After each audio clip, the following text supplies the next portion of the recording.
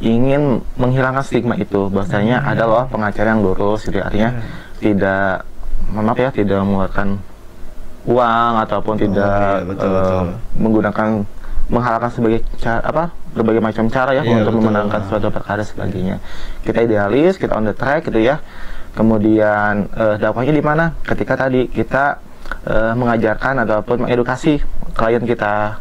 Misalnya klien kita itu belum paham hukum, kita kasih paham misalnya dalam hukum keluarga, hukum tentang pidana, kemudian yang berkaitan dengan perkaranya seperti itu. Yang tadinya adik kakak akur jadi karena waris itu jadi benar-benar di situ ada permusuhan yang sangat luar biasa gitu. Dari teman-teman LDM juga mungkin kita mengusahakan dakwah di kampus juga gitu kan. Oh iya bagus. Mungkin dari berbagai aspeknya, mungkin kan kalau di kampus itu lebih identik dengan diskusi, kajian. Makanya kajian-kajian di LDM itu mulai ada kajian diskusi keumatan gitu. Bagus itu.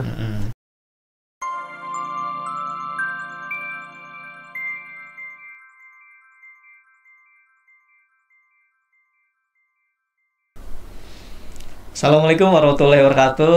Halo Sobat LDM semuanya, selamat datang ya di podcast LDM Bercakap. Nah, sebelumnya di podcast LDM Bercakap ini tentu yang sudah teman-teman ketahui bahwa ada suatu program kerja yang dari bidang humas, yaitu namanya Bisikan Alumni. Nah, Bisikan Alumni ini merupakan program dari bidang humas, proker humas, yang tujuan diadakannya proker humas ini adalah untuk sharing-sharing bareng alumni nih. Kemudian juga kita tentu untuk tetap silaturahmi dengan para alumni LDM yang berkiprah di bidangnya. Nah, kali ini di Bincang Asik Alumni atau program Bisik Alumni, kita mau ngobrol bareng salah satu alumni LDM yang sukses di bidangnya nih. Jadi alhamdulillah juga LDM itu punya beberapa alumni yang memang sangat luar biasa, Masya Allah tabarakallah, juga bisa berkiprah di hal-hal yang itu tuh benar-benar posisinya sentral banget gitu teman-teman. Nah, oh iya, sebelumnya belum kenalan ya. Perkenalkan, saya sebagai pemandu acara Ahmad Zainuri, biasa dipanggil Zen. Di sini saya mahasiswa jurusan Pendidikan Agama Islam, Fakultas Tarbiyah dan Keguruan ya. Dan alhamdulillah saat ini saya memasuki semester 5. Oke, dari saya udah perkenalan, kemudian kita lanjut ke pemateri yang luar biasa. Salah satunya adalah pemateri yang kita undang ini merupakan salah satu alumni LDM dan beliau merupakan ketua umum di tahun 2016. Dan alhamdulillahnya beliau sekarang berprofesi sebagai pengacara gitu.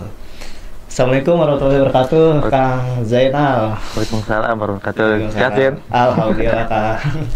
Gimana perjalanan menuju ke sini, Kang? Wah, luar biasa ya. Bandung sepi. Kantong merah juga kan hari libur. Soalnya hari libur ya, libur semester mahasiswa, terus juga mau Natal juga kan. Ya. Jadi memang tadi juga saya lewat Suta itu sepi, Kang. Biasanya kan macet tuh. Iya, betul. Nah, cuman saya lihat alhamdulillah. Cuman pas sudah nyampe sini saya agak nyasar dulu nih. Kelihatan bukan orang Bandung ya. Ya betul. Saya orang Jakarta ya, teman-teman. Kalau Kang Zainal? Saya lama di Bandung. Oh, lama di Bandung. Dari kelas 1 SD lah. Oh, dari kelas 1 SD. Saya ini Blasteran. Jadi ibu Sunda, bapak orang Sulawesi. Oh, Masya Allah. Mungkin boleh nih, Kang, biar penonton pada tahu untuk profil Akang lebih dalamnya itu seperti apa. Boleh kenalan ke teman-teman. Baik. Oke, teman-teman semua, assalamualaikum warahmatullahi wabarakatuh. Salam kenal semuanya dan salam sehat dan salam bahagia tentunya.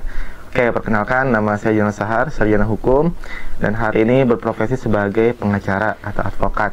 Di mana di tahun 2016 betul saya menjadi ketua umum LDM dan pernah juga saat itu menjadi delegasi UIN untuk 4 negara ASEAN.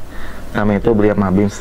Alhamdulillah bisa mewakili kampus kita dan mewakili LDM untuk tadi pertukaran budaya saat itu. Ada negara seperti Singapura, kemudian Malaysia, Brunei dan sebagainya gitu ya. Dan berikutnya adalah tentunya saya gabung LDM itu di tahun 2013 saat itu. Semester 2 gitu. Semester 2 itu masih awal-awal ini ya, mencari hal-hal yang baru biasanya. Dan itu sendiri tadi saya masuk ke ilmu hukum di angkatan 2013 masuknya itu. Betul. Nah, kalau boleh tahu kira-kira motivasi akan masuk jurusan hukum itu apa gitu kan? Oke, pertamanya idealis sebenarnya. Kenapa? Karena jarang rasanya kalau ada jaksa, hakim, Betul. pengacara itu dari kalangan muslim gitu ya. Iya, Nah, di sana saya tergerak gitu ya. Kenapa tidak diri sendiri aja gitu ya. Iya, betul. Dibanding kita nyuruh orang lain gitu ya. Iya, betul. Akhirnya saya bismillah, daftar aja ujian mandiri saat itu. Masya Allah. Padahal basic bukan pesantren. Basic di mana dulu kan? Di SMK Negeri malah. Oh, SMK Negeri. SMK Negeri 2 Ciliwung. Oh, Ciliwung. Oh, Masya Allah. Ternyata beliau ini dari SMK ya? SMK Negeri kita. Cuma di sana disiplin banget. Masya Allah ya. Memang budaya di SMK. Saya juga dari SMK kan? Gitu. Masuk ke PAI langsung. Oh iya, betul. Oke. Nah, sekarang Akang ini kan udah menjadi pengacara ya? Ya, betul. Nah, kira-kira kalau sebagai pengacara itu tentu ada suatu hal yang hubungan antara hukum dan juga dakwah itu kira-kira dari sisi mananya gitu kan? Ketika kita mau berdakwah khususnya bergelut di bidang pengacara seperti apa? Ya, tentunya sih kenapa kita harus bisa memposisikan dakwah dan hukum ya dalam profesi ini. Yang pertama memang kan hukum dianggap negatif ya dari semua kalangan orang gitu ya. Nah, adanya kita seorang advokat muslim ataupun pengacara muslim itu ingin menghilangkan stigma itu, bahwasanya ada loh pengacara yang lurus gitu, artinya tidak mengeluarkan uang ataupun tidak menggunakan menghalalkan berbagai macam cara ya untuk memenangkan suatu perkara sebagainya. Kita idealis, kita on the track gitu ya. Kemudian dakwahnya di mana? Ketika tadi kita mengajarkan ataupun mengedukasi klien kita. Misalnya klien kita itu belum paham hukum, kita kasih paham misalnya dalam hukum keluarga, hukum tentang pidana, kemudian yang berkaitan dengan perkaranya seperti itu. Karena kebanyakan orang yang datang ke kita itu orang yang punya masalah tentunya gitu ya. Betul. Gak mungkin tuh orang yang bahagia datang ke kita kan minta pendampingan hukum, pasti yang punya masalah. Di situ kita kasih edukasi tentang bagaimana sih membangun keluarga, jangan sampai divorce gitu ya. Walaupun memang divorce itu bisa kita dampingi, tapi kan akhirnya kita ingin juga menyatukan mereka gitu ya, seperti itu. Oh, Masya Allah. Termasuk sengketa-sengketa, ada yang masalah konflik sebagainya gitu ya. Sebenarnya sah-sah aja sih kita mendampingi memenangkan klien, tapi kalau itu bisa berdamai ya kenapa tidak gitu ya, seperti itu. Iya.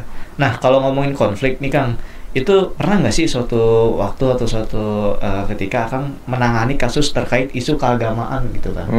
Pernah nggak kira-kira? Kalau ke isu keagamaan sendiri sih belum sampai sejauh sana gitu ya.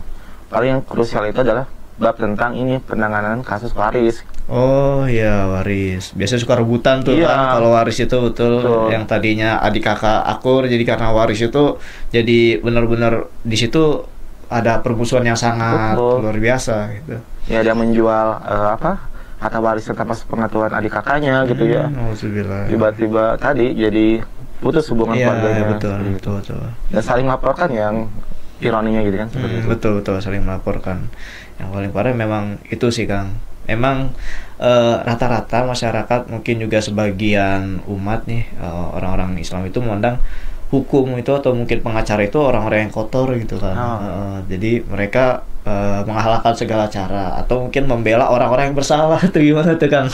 Jadi kalau ada yang misalkan kasus-kasus korupsi kan pasti ada pengacara yang membela hak si orang itu yang bersalah itu, walaupun kita tahu dia salah gitu. Iya. Kalau di mata hukum itu benar atau salah itu kan ada inkrah dalam putusan pengadilan ya. Betul.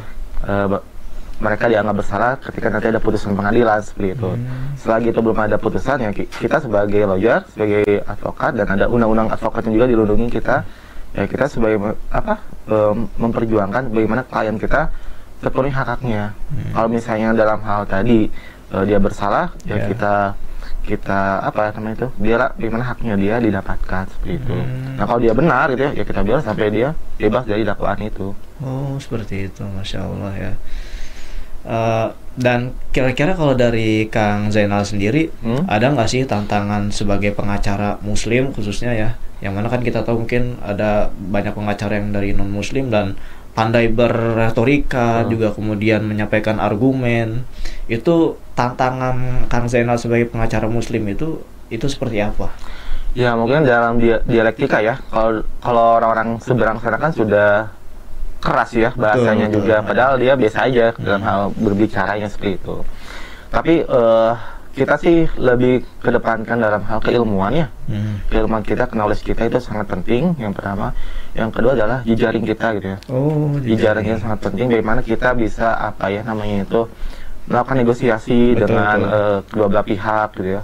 Kemudian bagaimana caranya kita mempertahankan argumentasi kita, dan sampai dalil-dalil yang kita ucapkan itu bisa dibantah oleh pihak lain seperti itu. Iya, betul. Dan kita pun sebagai pengacara muslim ya harus percaya diri, kita sama-sama makan nasi gitu. Ya, Masya Allah. Luar biasa ya, mental Kang Zainal ini benar-benar nggak goyah dengan sesuatu yang mungkin itu luar biasa, tapi yang namanya kita sesama manusia itu dihadapi bersama juga gitu. Jadi ngapain takut gitu. Nah, itu kuncinya adalah percaya diri ya teman-teman. Percaya diri itu sebagai umat muslim itu penting. Jadi jangan insecure untuk teman-teman LDM yang mungkin sekarang lagi ada masalah, mungkin lagi proses ngerjain skripsi ya. Doain juga kan, mungkin ada akan teteh yang angkatan 21, mereka sedang menyusun skripsi. Pejuang nih ya kerjanya. Oke, semangat terus ya teman-teman semua. Dan juga dari tadi kan kita udah bahas terkait tantangan dari Akang sebagai pengacara muslim. Kira-kira kalau etika dan prinsip Islam ketika Akang menangani suatu konflik itu seperti apa gitu? Kita keterbukaan ya, etika kita itu artinya kita beri defense ataupun beri pendapat hukum kepada klien kita, atau kita sebut dengan legal opinion itu dengan sebenar-benarnya. Misalnya jangan ada hal-hal memang kita tutupi gitu ya. Kalau misalnya dalam peraturan ataupun regulasi tersebut menyatakan A ya A gitu ya. Betul. Kemudian yang berikutnya, kita tidak boleh menjanjikan pasti menang dalam sebuah perkara itu. Etika kita itu di sana. Karena kalau kita menjanjikan, itu bisa menjadi serangan balik buat profesi kita. Iya, gitu betul. Tuntutan balik ya dari gitu ya, klien. Dituntut balik. Jadi kita sampaikan apa adanya gitu ya. Kita sampaikan juga kepada klien kita, ya kita berjuang bersama gitu ya. Sebelum ada inkrah ataupun putusan dari pengadilan itu. Walaupun memang tahapan hari ini tuh ternyata teman-teman semua ya, ini secara umum hari itu 2025 itu kan KUH pidana udah mulai ini ya, mulai apa namanya itu diperbaharui gitu ya, betul. Dengan KUH pidana Indonesia gitu ya. Betul. Dan di sana banyak sekali kaidah-kaidah yang memang apa namanya itu norma-norma ataupun adat-adat itu diterapkan dalam kaidah tersebut. Jadi yang hari ini kita pakai kan hukum Belanda ya. Iya, betul. Nanti dikedepankan di sana itu adalah bagaimana untuk mediasi ketika ada perkara itu. Dan kemudian yang kedua, hari ini kita ada namanya itu restorasi justice. Restorasi, apa itu kan restorasi justice? Jadi itu adalah bagi setiap pelaku ataupun ya warga negara Indonesia yang baru pertama kali melakukan pidana gitu ya, itu pidananya dikategorikan ringan, dan dari pihak pelapornya itu ada itikat untuk memaafkan gitu ya, dan berdamai kedua belah pihak, maka itu bisa dibebaskan gitu ya. Berarti bisa dibebaskan, kalau misalkan untuk yang pelapor ini memaafkan. Iya, ya misalnya ada kasus tentang kemarin yang viral itu ada seorang warga ya, bapak yang tidak tahu bosnya dia memelihara landak Jawa ya. Jawa betul ya, yang di itu betul, itu viral itu kan. Nah, itu kan padahal itu dilindungi ya dalam peraturannya gitu ya. Dan akhirnya ditangkap kan. Iya, betul. Nah, dengan adanya restorasi justice akhirnya dia dibebaskan seperti itu. Jadi kayak ada semacam keringanan hukum bagi yang mungkin nggak tahu hukum nih. Memang kan sebagian masyarakat kita kan nggak tahu hal-hal yang sekiranya kita miara landak, ya udah miara seperti biasa, padahal yang dipiara itu dilindungi hukum gitu, dilindungi. Seperti dan itu. Banyak hal sih. Tapi kira-kira itu bisa jadi pasal karet nggak sih kan? Kan tadi ada syarat-syaratnya juga, ada ketentuan yang berlakunya gitu ya, syarat yang berlaku. Jadi tidak semata-mata ya nggak mungkin lah yang pidana korupsi loh di restorasi justice. Barangkali kan dia nggak tahu kalau dia korupsi gitu kan. Aduh, saya kilap gitu. Aduh, itu nggak mungkin. Udah mah miliaran triliunannya. Aduh, parah ya. Memang luar biasa. Jadi Masya Allah banget ya. Mungkin perjuangan dari Kang Zainal sebagai pengacara muslim, kita doakan semoga Kang Zainal tetap sehat selalu dan juga tetap semangat dalam mengembangkan dakwah, dan juga mungkin dari teman-teman LDM juga mungkin kita mengusahakan dakwah di kampus juga gitu kan. Oh ya bagus. Mungkin dari berbagai aspeknya, mungkin kan kalau di kampus itu lebih identik dengan diskusi, kajian. Makanya kajian-kajian di LDM itu mulai ada kajian diskusi keumatan gitu. Bagus itu. Jadi kita mengundang beberapa pemateri, kita diskusi, umat ini sekarang problemnya ada di mana gitu. Dan melalui program ini juga yang kita harapkan nih dapat ilmu dan juga strategi dan solusi dari Kang Zainal gitu sebagai pengacara. Karena kan yang pengacara pasti kan teman-teman semua tahu ya, kritis gitu, argumennya kuat dan juga percaya dirinya luar biasa gitu. Jadi ini merupakan suatu hal yang kelebihan juga gitu dari alhamdulillah kita yang punya alumni-alumni sukses di bidangnya gitu. Kalau dari pertanyaan sih udah sih kan. Nggak kerasa kita ngobrol udah berapa menit ya, baru sebentar ya. Kalau dari akangnya ketika kuliah ini kita masuk ke nostalgia, flashback dulu ya. Kita setelah ngomongin masa sekarang ya, sebagai beliau pengacara, kita flashback dulu gitu. Sebagai mahasiswa, tentu Kang Zainal dulu mahasiswa juga. Iyalah. Kira-kira Kang Zainal, dinamika waktu Kang Zainal sebagai mahasiswa itu seperti apa sih? Karena kan mengingat jabatan sebagai ketua juga iya, kemudian sekretaris umum juga. Itu kan dua hal yang sekiranya posisinya sangat penting. Nah, di LDM biasanya kalau memegang dua organisasi pasti ada salah satu yang ditinggalkan. Oh iya. Gitu. Iya. Nah, kalau dari Kang Zainal sendiri gimana gitu? Memang sih ada hal yang unik ya ketika kita pada saat itu berkecimpung di dunia dakwah ya, di kampus gitu ya. 2016 itu kan jabatannya itu banyak sekali saya pribadi itu. Masya Allah, banyak jabatan. Ada ketua umum LDM, kemudian sekretaris umum Forum Mahasiswa Hukum Tata Negara juga. Hukum Tata Negara. Kemudian belum lagi di wakil ketua di komunitas. Komunitas apa itu kan? Hilal Leadership Community gitu ya. Dan hal lainnya lah seperti itu. Nah, uniknya adalah ketika amanahnya itu banyak ya. Tapi ya alhamdulillah sih dalam hal akademik, IP ya bagus gitu ya. Boleh di-spill nih ke teman-teman, IP Akang berapa pas lulus? 3,72 lah. Masya Allah, kumlot ya, 3,72. Bayangin teman-teman, beliau banyak menjabat sebagai di berbagai organisasi juga, tapi nilai akademik tetap bagus, Masya Allah. Dan pernah sih di semester 5 ya kalau salah. Oh gitu? IP saya 4. Masya Allah, itu benar. Padahal di jurusan hukum itu biasanya susah loh Kang. Saya punya teman-teman anak-anak hukum tuh, saya nanya IP segini itu, aduh saya benar-benar katanya susah banget dapat IP segitu tuh. Maksudnya tantangan dulu itu di kampus itu pertama adalah jarang ya anak ilmu hukum itu yang masuk ke UKM LDM gitu. Ya betul kan. Banget ya. Jarang banget. Saya ingat pada saat itu 2013 masuk itu hanya saya aja gitu yang gabung ke LDM itu. Baru Akang sendiri? Di angkatan saya. Kemudian saya coba tuh ajak teman-teman gitu ya, dan mereka akhirnya mau gitu ya. Dan dari sana sampai saat ini ya pasti ada ya, betul, yang masuk LDM dari jurusan hukum ya, walaupun 1, 2 dan sebagainya. Iya betul. Ya dulu itu terasa lah asingnya gitu. Iya betul. Karena dari hukum sendiri gitu ya. Saya kira ilmu hukumnya yang konvensional ya. Betul. Murni gitu ya. Iya betul, yang konvensional. Kalau yang lain kan dari jurusan IAT, PAI kan. PAI. Itu udah jalan. Jurusan keagamaan semua ya. Iya. Terus tantangan berikutnya adalah bagaimana menghilangkan citra LDM itu sebagai lembaga yang eksklusif ya. Saat itu isunya gitu. Akhirnya kita buat bagaimana dakwah itu ya udah diselenggarakan lagi di Masjid Iqamah UIN gitu ya. Betul. Kan selama ini pada menanyakan kan bagaimana sih dampak LDM untuk kampus. Iya betul. Kita coba dengan sounding ke rektor pada saat itu, ketemu Prof Mahmud ya pada saat itu. Masih Prof Mahmud ya. Gitu ya. Iya. Tapi sebelum kita juga menghadap ke Warik 3 gitu ya. Ke Warik 3 ya kita sampaikan aja gitu ya. Masukan buat LDM seperti apa pada saat itu menjabat. Akhirnya beliau kasih masukan dan sebagainya.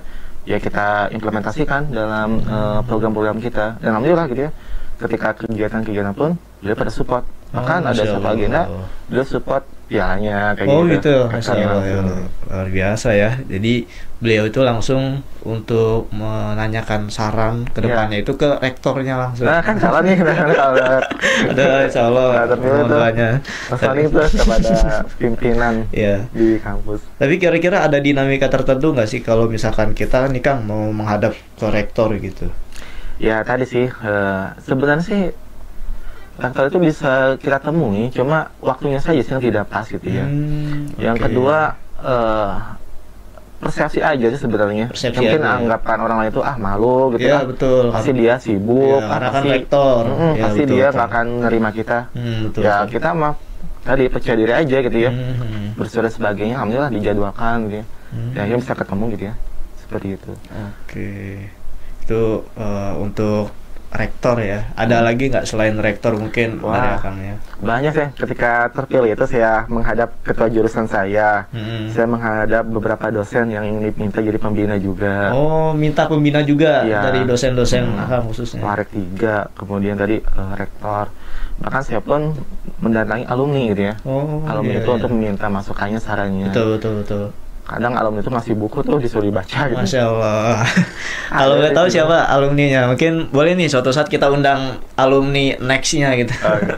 Beliau tidak terlalu famous sih di LDM itu. Ah, Kang Raffi namanya tuh. Kang siapa? Raffi. Oh, Kang Raffi. Iya. Oke, Kang Raffi. Beliau banyak tuh bukunya dikasihkan kepada saya untuk dibaca-baca gitu. Masya Allah, Kang. Tapi langsung ya saya baca sih.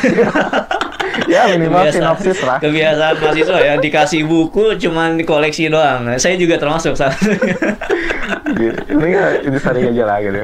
Oke. Seperti itu. Jadi penting sih kalau kita menjabat suatu amanah itu kita minta pendapat dari orang di luar kita. Ya, betul. Sangat penting sih. Terlebih yang berpengalaman ya, yang sudah Iya, kayak menjalani ketua sebelumnya.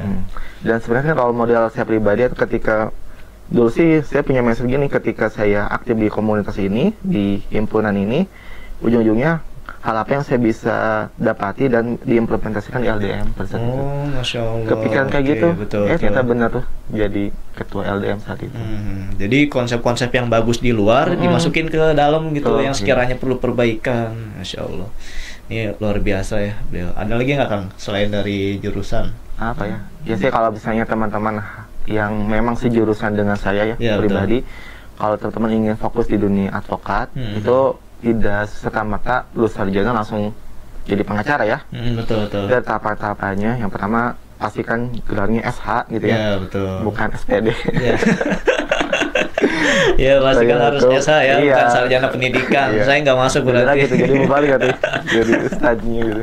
Oke. SH kemudian IKE teman itu pendidikan profesi advokat, Oke. PKPA gitu ya. Organisasi silahkan dipilih. Kalau saya di Pradi, Perhimpunan Advokat Indonesia gitu, Pradi Bandung. Nah, udah sekolah di advokat itu bukan semata jadi pengacara, Oh. Kang Jen gitu ya. Itu lanjut lagi, nah ada namanya itu ujian profesi advokat. Oh, berarti untuk menjadi advokat itu ada ujiannya juga Iya, ya? betul, ujian dulu. Nah, Oke. ada lulus dan tidak lulusnya. Betul. Nah, kalau lulus berarti lanjut lagi ke tablik. Kalau tidak lulus yang mengulang lagi itu. Masih ada tahap selanjutnya Iya, juga? itu kan berbayar juga ya. Iya, gitu. betul. Nah, pastikan teman-teman pun sudah ketika lulus ya, sudah magang ataupun sedang magang. Oh. Misalnya 2 tahun oke. nih magang di kantor hukum, Iya. di LBH gitu ya, di law firm dan sebagainya. Lembaga bantuan hukum. Nah, setelah itu ada tahapan berikutnya yang finalnya adalah sumpah jabatan advokat gitu ya. Oh, sumpah jabatan Nanti advokat. akan disumpah di Pengadilan Tinggi Jawa Barat kalau di Bandung. Oh. Ataupun peradinya Jawa Barat, dan nanti diangkat oleh DPN peradinya seperti itu. Jadi tahapannya panjang dan siapin aja kelasnya. Kayaknya itu perlu dipersiapkan ya dari sekarang nih bagi teman-teman LDM yang mungkin sama jurusannya hukum juga, Iya, itu persiapan dari sekarang. Atau mungkin boleh nih nanti kita share kontak Kang Zainal ke teman-teman semuanya, mungkin untuk nanya terkait kiat-kiat apa aja sih Kang yang dipersiapkan. Kemudian juga mungkin sharing-sharing terkait apapun itu boleh ya Kang ya nanti kita share. Dan ada juga sih beberapa masa akhir di LM itu yang magang ke kita. Oh, Ada. magang di tempat di Kang LBH Zainal. kita. Di mana tuh Kang kalau boleh tahu? LBH Pandu Vivat Justisia. daerah Cikutra sana. Oh, Cikutra. Ada Kang Husnul tuh. Oh, Kang Husnul Adib. Beliau itu ketua umum FSBK Beraya sekarang. Terus ada Telni. Atau Telni, oke. Teh Delvia ya. Juga dia magang gitu. Oh. Dari tiga itu kita sedang mengajukan satu orang dapat beasiswa profesi advokat. Oh, Masya Allah. Sedang daftar seperti itu. Iya. Nah itu kalau misalnya alumni dan teman-teman LDM-nya nyambung. Iya betul, karena harus ada silaturahmi ya, ketersambungan juga. Nah ini juga yang alhamdulillah semoga kita bangun ya di LDM. Kita juga terus menjalin komunikasi untuk mengeratkan silaturahmi kepada alumni LDM. Nah memang itu dirasa sangat penting banget sih Kang. Penting banget itu. Penting banget untuk meneruskan estafeta perjuangan dakwah di kampus gitu. Lagi kan di kampus itu yang mungkin kita bilang UIN, Universitas Islam Negeri, gitu. Apakah memang seluruhnya menampakkan nilai-nilai keislaman? Nah itu kan menjadi pertanyaan gitu kan. Gitu. Ya minimal dari diri kita sendiri ya. Ya minimal dari diri kita sendiri dulu perbaiki, kemudian juga biar kita untuk dakwah itu kan harus memperbaiki diri sendiri dulu ya Kang ya. Betul. Nggak mungkin juga kita dakwahin orang tapi dari diri kita sendiri masih akhlaknya buruk atau mungkin pengetahuannya kurang. Nah itu perlu jadi bahan pertimbangan kita juga gitu teman-teman LDM. Itu kadang memang ada orang yang berdakwah nih Kang, dia keras banget gitu dakwah. Oh ini bid'ah, ini nggak ada di dalam hadis Nabi. Itu pernah ada nggak dinamika seperti itu di internal LDM pengurusan Akang? Oh di kita, karena semuanya terbina ya. Oh alhamdulillah. Ya rasa-rasanya tidak ada sih. Oke. Semuanya itu ya soft gitu ya, sejuk ya semuanya dakwahnya itu di kita itu nggak saling gimana kayak gitu. Iya betul. Aman sih. Aman. Anak LDM aman sih, tidak ada masalah. Masya Allah, aman-aman aja berarti ya. Nah, mungkin kalau misalkan dari diskusi kita banyak banget mengambil ibroh tentu ya teman-teman. Kita juga mengambil banyak pelajaran dari Kang Zainal, salah satu sebagai pengacara muslim yang juga merupakan alumni LDM. Dan mungkin untuk pesan terakhir nih Kang buat teman-teman LDM semuanya, kira-kira khususnya yang dia pengen berdakwah melalui jalur profesi hukum. Dia mau mungkin salah satunya seperti Kang Zainal gitu, punya cita-cita yang kenapa sih orang-orang Islam itu kadang kurang kuat di dakwahnya di ya di situ. Itu gimana? Ya pertama bangun persepsi di awal ya teman-teman semua yang ingin terjun di dunia profesi hukum ini ataupun profesi lainnya sebenarnya itu. Kalian harus punya goalnya apa dan meyakini bahwasanya ketika saya ingin fokus di profesi ini ya akan ada dampaknya dari pribadi dan sekitarnya. Yang kedua on the track gitu ya. Dan sampai kita itu tidak konsisten gitu ya. Misalnya kalau kita udah punya fokus satu, ya udah itu aja gitu ya. Kenapa? Biar kalian itu ahli di bidangnya gitu ya. Ahli di bidangnya gitu ya, seperti itu. Dan yang ketiga, perbanyak circle jaringan yang memang mendukung untuk capaian profesi kita. Betul. Karena di sana pun teman-teman bisa akan mendapatkan apa? Peluang-peluang gitu ya. Entah itu peluang beasiswa, itu peluang yang memang meningkatkan soft skill kita untuk meningkatkan profesi kita dan sebagainya.